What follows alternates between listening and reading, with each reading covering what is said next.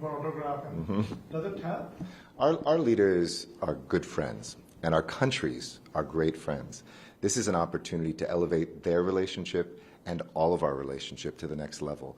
I think it's going to be a fabulous visit. I know that these are gentlemen who enjoy each other's company, but more importantly, it will express the warmth between our peoples and the ambitions we have to take this relationship, this consequential, important relationship, to the next level. So we are working on, India and US are working on several forums like Quad. Yes. And what do you see, how do you see India's role in the Indo-Pacific, especially vis-a-vis China? You can't have the Indo-Pacific without India. And we see India not only as a great partner, but a close friend who's aligned with us on wanting to have a more safe world, more peace, a more prosperous economy for everyone, protect our planet, and also to be able to link our people. So these 4 Ps, peace, prosperity, the planet, and people, I think Indians and Americans, India and the United States, see eye to eye. And I think this visit will also cement that further. So we are working on, India and US again are working on the joint production of several items. Yes. Now also including the defense. How do you see this graduating?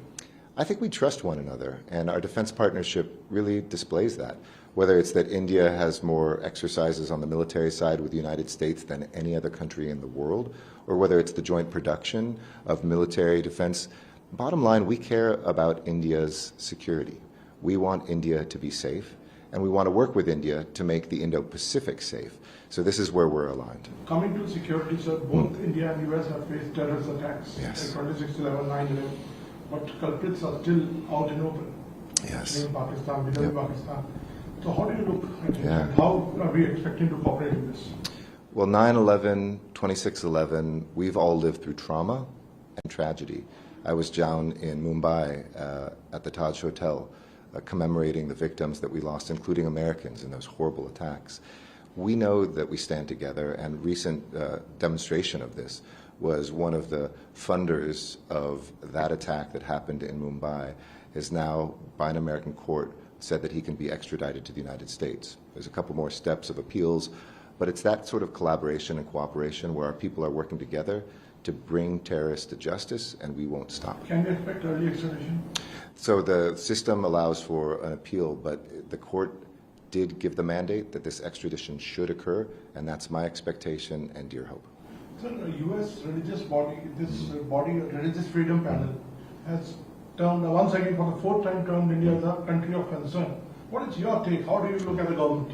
So this was an independent commission, part of the government that's not the State Department, but it did not actually call India a country of particular concern. It did highlight incidents, as we could highlight in countries such as our own, where there's intolerance and where we need to stand together to make sure that people of every religious background feel that they belong and feel that their rights are respected.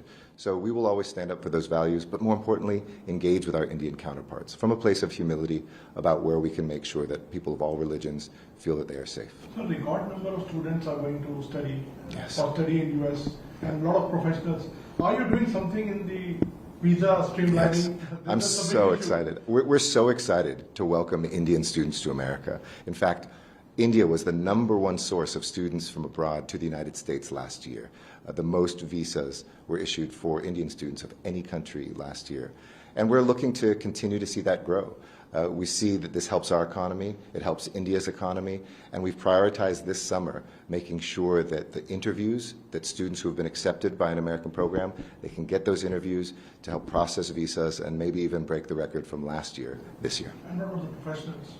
And the professional ones as well. We've seen, I think our worst wait was at 1,000 days. Now it's down to less than 230 days. But we want to see that come down even further. We need Indian professionals. We want Indian students. And there's no stronger part of the bridge between the United States and India than these student visas. My concluding question, sir. As an ambassador, you have just Yes. joined here. What are your key objectives and goals and priorities? It's a regular cliche question. Absolutely. And we have already seen you meeting Shah Rukh and Ambani, so it's a Right. good start. How do you look at it? I feel like I'm home here in India. This has always been a place that captured my heart. And while I've seen India change so much, its grown, its development, its infrastructure, what hasn't changed is the welcoming Indian people. And for me, my priorities are to help India wherever India needs help, whether that's in the urbanization, cities, whether it's in climate change and making sure that we can deal with that crisis, or whether it's bringing our cultures together. Sports, movies, I come from Hollywood, we've got Bollywood and Tollywood here. So my priorities are for more Americans to know India and Indians, and to make sure that India continues to grow this bridge between our nations. So tell us something about your experience. You can do one more. One last. Something about your experiences. You met the top industrialists and Shah Rukh Khan. How was it? It's great, meeting folks that are India and are India's kind of calling cards of the world has been beautiful, but so too has been sitting through a cricket match, going to a hole in the wall in Ahmedabad, a new restaurant that you find run by a single mother, her daughter, and then their husband there. This is, to me, the India and the Indian dream that very much feels like the American dream too.